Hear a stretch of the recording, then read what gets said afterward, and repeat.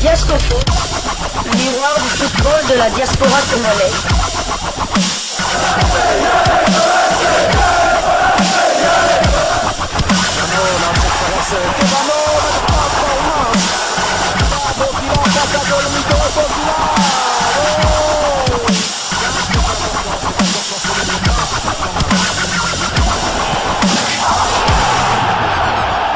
Diasco Foot, le miroir du football de la diaspora congolaise.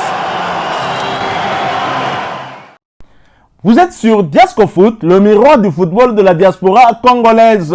Diasco Foot vous dit bonjour, tout le plaisir est pour nous de vous retrouver, mais surtout de savoir que vous êtes nombreux en train de suivre votre chaîne YouTube dédiée uniquement aux footballeurs de la diaspora congolaise. C'est l'heure de partager avec vous quelques news que nous avons pu récolter pour vous, des news concernant certains de nos internationaux ou des binationaux qui se sont illustrés dans leurs clubs respectifs.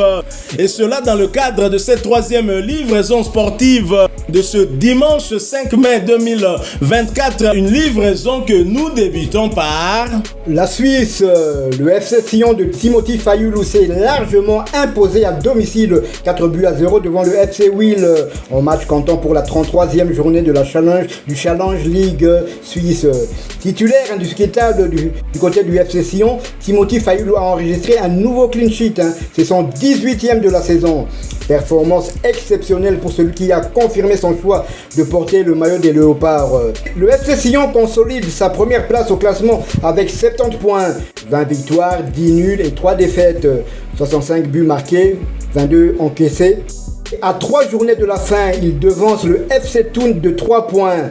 Timothy Fayulu et ses coéquipiers seront l'hôte d'Aro le jeudi 9 mai pour le compte de la 34e journée de la Challenge League. Signalons que Timothy Fayulu pourrait être sélectionné par Sébastien de Sabre, c'est le sélectionneur manager des Léopards de la RDC, à l'occasion des 2 prochaines rencontres des éliminatoires du Mondial 2026, prévues au mois de juin prochain à Dakar contre le Sénégal et à Kinshasa contre le Togo. C'est vrai que Timothy Fayulu a des stats impressionnantes, 18 clean sheets en 33 matchs, cela mérite le respect. Donc Timothy Fayulu qui est en forme, et le comité de freinage fait sali que le compte gardien à Montpellier a sous-souté Dimitri Berthaud donc nous sommes en train d'assister à une battle un peu à l'image de Ferré et Barbara Pravi lors du dernier Adidas Arena. Donc dimanche 21. C'est une bonne chose pour la RDC que les 2 gardiens qui seront probablement numéro 1 et numéro 2 soient en forme à cette date-ci. Pouvons-nous dire qu'au regard de ses prestations et de ses performances, que Timothy Fayulu envoie un message très clair à Sébastien de Sabre, mais surtout à Dimitri Berthaud. Tout à fait. Donc le message est lancé, il a été capté 5 sur 5 par Dimitri Berthaud et Sébastien de Sabre. Toujours en Suisse et en Challenge League, Neuchâtel Xamax a été prendre les 3 points sur le terrain de Bellinzone. Score final 1-2. Fabrice Sakala a été titulaire et est sorti à 78e minute de jeu. C'était sa 5e titularisation consécutive. Son temps de jeu est de 2128 minutes sur 3226. 26 matchs joués sur 35. Il a délivré 2 passes décisives cette saison. Neuchâtel Xamax est 4e au classement avec 44 points. Il compte 10 victoires, 14 nuls et 9 défaites, 48 buts marqués et 42 buts encaissés. Prochain rendez-vous le samedi 11 mai, ils vont recevoir Vaduz pour le compte de la 34e journée du championnat suisse de 2e division. Le FC Baden a été battu sèchement par le FC Thun qui n'est que le 2e au classement derrière FC Sion de Timothy Fayulu. Score final 1-5. Anthony Mossi est resté sur le banc pour la 6e fois consécutive. Son temps de jeu est toujours de 283 minutes sur 3235. 3 matchs joués cette saison sur 34. Il a tout de même réalisé un clean sheet.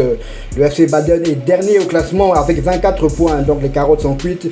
Le FC Baden jouera l'année prochaine du côté en 3e division suisse. Il compte 6 victoires, 6 nuls et 21 défaites. 26 buts marqués pour 75 buts encaissés. Prochain rendez-vous, ils se déplaceront au FC Will pour le compte de la 34e journée. Autant nous sommes contents pour Timothy Fayulu, autant nous sommes attristés pour Anthony Mossi et Za Amakambo. Je ne sais pas ce qu'il pourra prendre comme décision à la fin de la saison. Nous quittons la Suisse. Nous allons cette fois du côté de la Turquie où l'on jouait la 35e journée de Super League, championnat turc de première division. Le Beşiktaş qui recevait Rizespor l'a battu sur le score de 3 buts à 2. Jackson Muleka était bien évidemment titulaire, mais il a dû céder sa place à la 64e minute de jeu. A noter qu'il s'agissait de sa 5e titularisation consécutive. Il a porté à 2668 minutes son temps de jeu sur les 4931 minutes possibles. Muleka a participé à 43 des 51 matchs avec son club avec à la clé 8 buts inscrits et une passe décisive délivré. Malheureusement, l'international congolais Arthur Masuaku, de nouveau blessé, n'a pas pris part à ce match.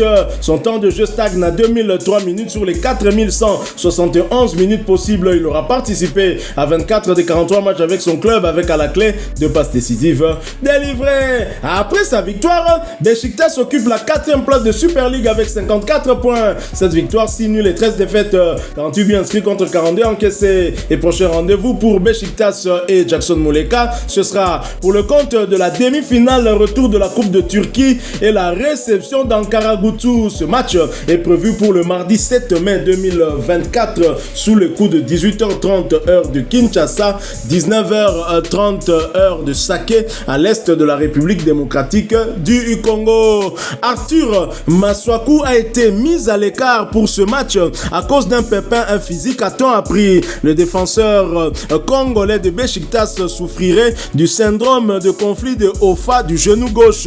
Je n'y comprends rien du tout. Je ne saurais pas en tout cas vous en dire plus. D'après le club turc qui l'a fait savoir sur son site officiel, vendredi 3 mai, le joueur est écarté du groupe pour une prise en charge médicale. Lors de l'évaluation d'Arthur Masuaku qui a décrit une douleur au genou gauche après l'entraînement de notre équipe de football A le 2 mai 2024, un œdème du tissu adipeux sous la rotule. Syndrome de conflit de Ofa a été détecté. Arthur Masuaku a été retiré de l'équipe pour le match contre Rizespor, a écrit le club turc. L'international congolais, dont la durée d'indisponibilité n'a pas encore été révélée à la presse, est dans l'obligation d'éviter toute activité qui pourrait favoriser la douleur. Il a manqué le match face à Rizespor, un match qu'ils ont remporté sur le score de 3 buts à 2. C'était dans la soirée du vendredi 3 mai. Nous sommes d'autant peinés qu'Arthur Masuaku venait de faire son retour et on était tellement contents parce qu'on le voyait déjà occuper son poste de arrière latéral gauche. Moi je me dis, des blessures qui reviennent après un retour, souvent ce n'est pas bon, c'est peut-être une rechute et donc nous sommes inquiets. Heureusement que dans ce compartiment il y a également un autre joueur comme Vital Ntimba qui est revenu et qui est très en forme et qui a même inscrit un but le vendredi dernier lors de leur victoire 4 buts à 0. C'est tout à fait souffrirait du syndrome, je sais pas quoi là, donc on espère vraiment que ce syndrome là ne va pas rester longtemps dans son corps. Donc ouais. C'est un syndrome de conflit de Ofa. Le syndrome de conflit de Ofa, donc on espère Bima Nanzoto, il y a syndrome on a au Bima Nanzoto, il y a Arthur. Parce qu'on en a vraiment besoin. Donc une blessure maintenant c'est vraiment pas mal. On sait que peut-être d'ici 10 jours, enfin dans moins de 2 semaines, Sébastien Desabre va dévoiler la liste des joueurs présélectionnés ou voire même sélectionnés. Donc on croise les doigts et on attend le verdict du staff médical du Beşiktaş en espérant que ce ne soit pas très grave et qu'il pourra jouer dès la semaine prochaine. On doit faire le bilan de nos joueurs, de nos léopards qui sont revenus de la CAN. J'en compte déjà au moins 4 qui sont indisponibles pour blessure pour le moment. Lionel Passinzaou, Gaël Kakuta, Arthur Masuaku. Cédric Bakambu, voilà. Chancel Mbemba est revenu. Il a d'ailleurs inscrit un beau but permettant à son équipe de ne pas perdre à la maison lors de la demi-finale aller de l'Europa League. Mais bon, on le suit de très près, même s'il a joué l'entièreté de ce match-là, mais on le suit quand même de très près parce que bon, c'est ce genre de blessures, les douleurs reviennent par moment. Vraiment, on est peiné et ce n'est pas une bonne nouvelle pour la tanière parce que tous les 4 joueurs qui sont actuellement blessés sont des titulaires de Dessabre et c'est ça ce qui fait le plus mal. Tout à fait. Donc, ouais, tout à fait. Heureusement encore, vous avez dit que Chancel a repris la compétition, sinon ça allait faire 5 imaginez. 5 titulaires. Donc, mais bon, comme on dit, la RDC d'aujourd'hui a un noyau heureusement très large pour pallier toutes ces absences, bien que ce soit des joueurs très très importants pour l'équipe nationale. Mais bon, on espère, en tout cas on croise les doigts pour Arthur Masuako. Nous le souhaitons déjà un prompt rétablissement, qu'il nous revienne très vite et on espère avoir des très bonnes nouvelles dans les jours à venir. Et nous vous reviendrons aussi très vite dès que nous saurons un peu plus sur la durée de son indisponibilité. En attendant, en tout cas, nous mettons fin à cette 3e livraison sportive de ce dimanche 5 mai 2024. Si vous l'avez aimé, laissez-nous un maximum de j'aime. Merci de partager avec nous en commentaire votre point de vue, même si nous clôturons par cette mauvaise nouvelle qui nous peine un peu, mais ayons du courage et surtout renvoyons-lui beaucoup de courage pour qu'il nous revienne très très vite. Vous êtes nouveau et que vous ne vous êtes pas encore abonné sur cette chaîne Diasco Foot, eh bien n'hésitez pas, n'oubliez pas d'activer la petite cloche de notification. En attendant, laissez-nous aussi un maximum de j'aime. Portez-vous bien, avec espoir de vous retrouver bientôt dans un autre sujet d'actualité et nous vous disons au revoir.